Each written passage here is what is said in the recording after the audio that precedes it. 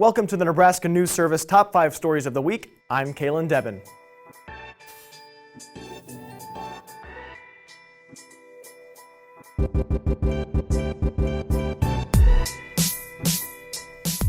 The popular hobby of driving RC cars is making a comeback, and the demand has only increased since COVID-19 began last year. Racers, both new and experienced, have found that racing cars is a perfect way to have fun and stay socially distanced.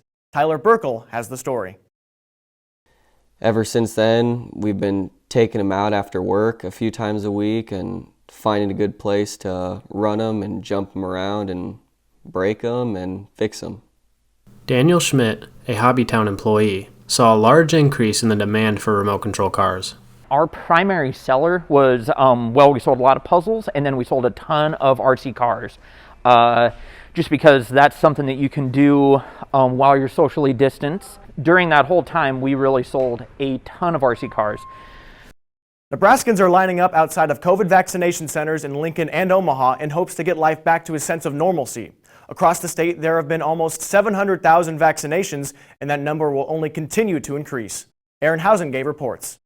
At Christ Community Church, the line stretches around the building as Nebraskans wait to get the COVID-19 vaccine. Nate Andrews, a resident assistant at the University of Nebraska-Omaha, hopes that campus life goes back to normal at UNO as a number of people getting the COVID-19 vaccines continue to rise. I hope to see just people hanging out, talking, really just life going back to normal, being more interactive with students. That's been quite a big thing that I think we've lost this year. The nationally known Nebraska Star Party is heading into its 28th year as a spectacle in the state. Stargazers head out near Valentine, Nebraska for a week to witness one of the premier astronomical spots in the country. Victoria Norgaard has the story.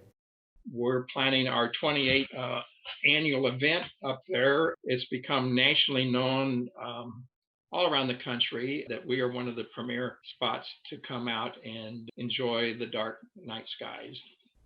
But the party doesn't start when the stars come out. There are many recreational activities participants can enjoy.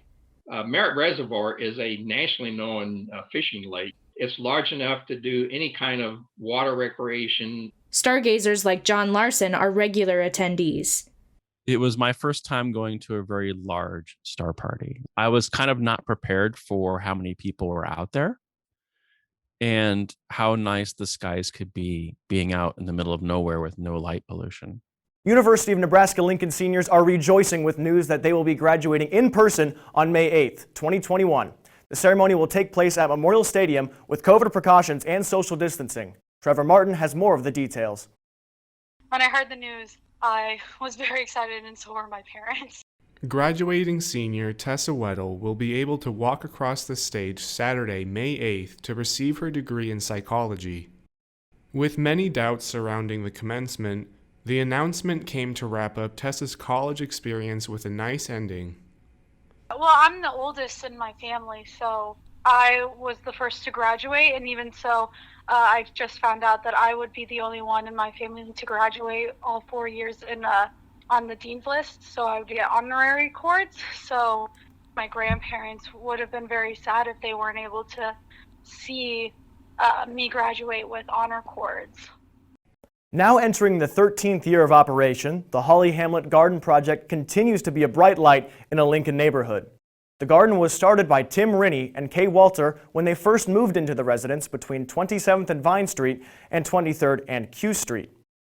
The couple decided to plant strawberries and give them to some of their neighbors, and just like that, an idea was planted, and it grew into what it is today, a farm with plots owned by over 20 families living in the Lincoln neighborhood. If it grows in the ground, it probably exists in the Hawley Hamlet garden. Families can choose what they want to grow in the plot they own. From what was just a passion project for Tim and Kay is now a community resource. And according to the couple, it's the coolest thing that they've ever done in their lives. Credit to Luke Mullin for that story. That's all we've got for today's Nebraska News Service Top 5 Stories of the Week. For more weekly coverage of news in Nebraska, go to nebraskanewsservice.net and come back next week for 5 more stories in the NNS Top 5 Stories of the Week. For the Nebraska News Service, I'm Kaylin Devin.